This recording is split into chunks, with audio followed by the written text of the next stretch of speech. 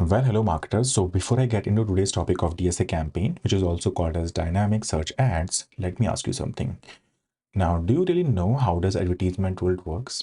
I mean, how do you get this 5-second skippable video ad on YouTube, or maybe a huge banner somewhere on the top of a third-party website, or maybe you are craving for a late night pizza and you get your desired result on google.com. So how do you get all these different form of results? Is it happening randomly? Or there is really someone who is triggering all these ads to people like you and me.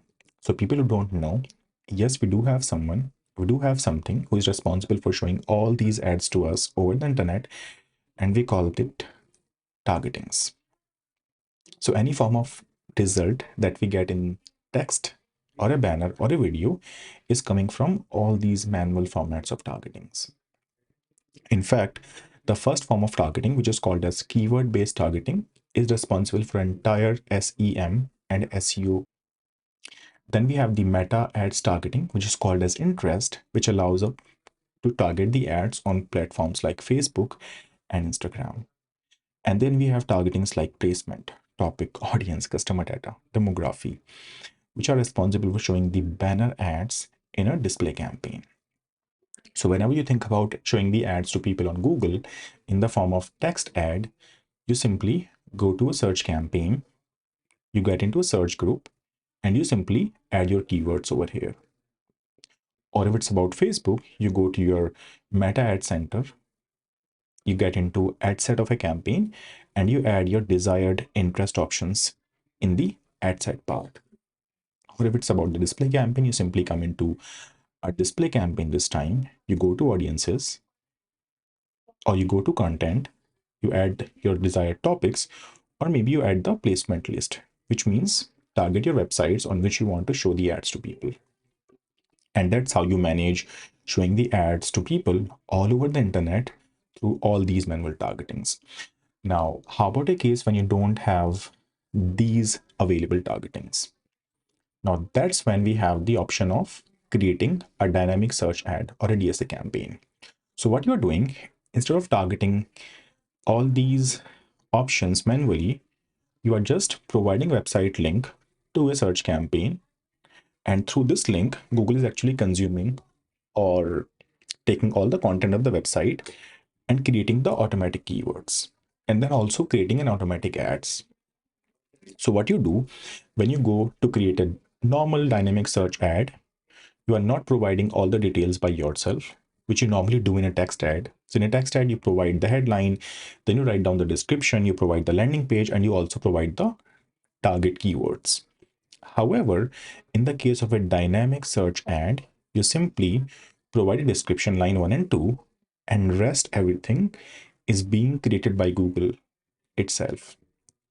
Now, why do we use it and when do we use it, in fact? So whenever you have a long list of keywords, you don't have time to analyze all these variations. You simply create a DSA campaign or a DSA ad group. Or when you have a optimized huge e-commerce website, a website with large number of pages or with many number of pages, in fact, then also you try to go with the DSA campaign. And the other hand, you also avoid DSA campaign whenever you have a very poorly designed website, a website with a low content, which is not even structured properly, or maybe a small or single service website. So DSA is based, or DSA is made for campaigns which are huge, which are optimized, and for the e-commerce portals. Now, before I talk about how do you optimize this DSA campaign, let's look into how do we create the campaign. Now, before we create the DSA campaign in this account, let me show you how to create a campaign, because in this one, it's a document which says we cannot directly create a DSA campaign. We have to create and publish a normal search campaign. So here this article says, after you have created your new search campaign, click the settings tab on the campaign page. On setting page, select the dynamic search ad settings, and then enter the website, which means domain, and save it. What it means is you cannot directly create a DSA campaign in any of the Google Ad account. You will have to create a normal search campaign And then you convert the search campaign into the DSA campaign. So let's check how do we do that. So you simply get into all campaigns. Then we go to campaigns homepage. We click on this plus button, which allows us to create the campaign. We click on new campaign. We choose the objective. Maybe we go with sales this time. We click on continue. We always go with the search option and we put in the website link. We don't have it raw. So what we do, we go to the project page. Now, people who don't know, people who are watching this video for the first time, let me tell you that we have created this project overview sheet, and also we did this media planning. In this media planning, we have not decided to create a DSA campaign because it's not recommended. Our website, which is this one, is quite a small website. It's not like a huge e-commerce portal like Amazon or Flipkart. For this one, it's not really recommended to create a DSA campaign because we have a number of products over here. But just to show you, we are creating this DSA campaign, which will not be running for a long time. Even if we do, we will be running it with a very small amount. So now let me copy this website link, which is springtails.shop. And now we add this website link in the website visit part. And then we name the campaign as dynamic underscore search. We click on continue. We start it as a new campaign. We go with the available bidding option. We click on next.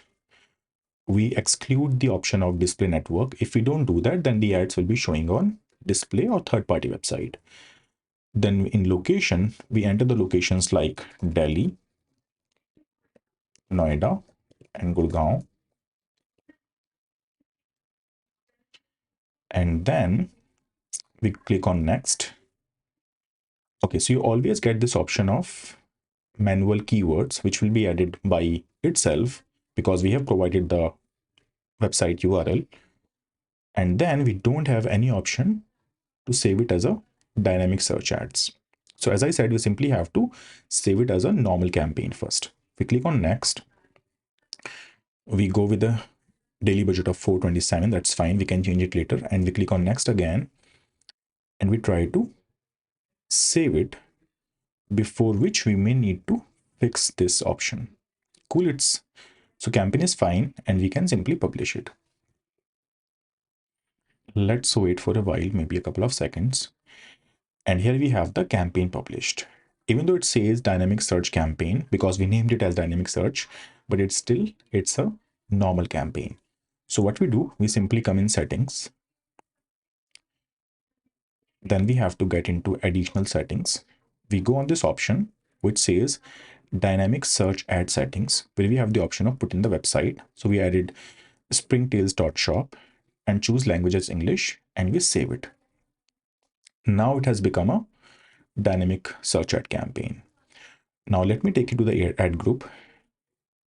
And this time we have this ad group, which is the existing ad group as standard. So what we can do, we have to create a dynamic group in this campaign now. So we click on plus new ad group.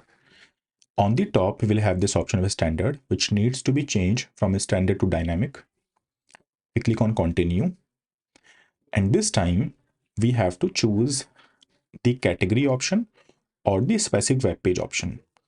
So what Google does, Google crawls a website, and if it is structured properly, we get the multiple categories over here. So we can either target our ads by category, or we can simply put in the website link, which means the exact URL of the website. And then we click on save and continue. Now, as I said, we have to provide the description, which could be artificial jewelry, and also description line 2, which could be jewelry online. We simply save it. And now in this campaign, we have two groups, ad group 2 and ad group 1. And this one, the group 1, is a standard group. Because the idea was to create the dynamic group, so we can simply delete the ad group 1. In fact, what you can do, you can also add a dynamic group into your normal search campaign. So in this search campaign, which we created in the past, I have added this dynamic group, which says dynamic group. In the same way, in the ad group type, you can see it says dynamic. Now, How do you optimize a DSA campaign? So, like we don't have much options to optimize the DSA campaign because we don't add keywords into it, but yet we can have multiple ad groups in the DSA campaign. Every ad group can tag or target different landing pages. Then we can bid high on the performing groups and bid low on the non-performing groups. This is one way of targeting. We can also use the negative keywords. So we don't add positive keywords in the campaign though, but we can go through the search terms. We'll be having the search terms. And if we find anything is really negative in the searches, we can simply add it as a negative word in the negative keywords tab. Then people who are watching this video shall be looking into doing these exercises. They shall be creating a dynamic campaign for flipkart.com. Now, the reason why you created is because even though if you watch this video 5 times a day, you won't be remembering it. So it's no point in watching this video if you don't implement it.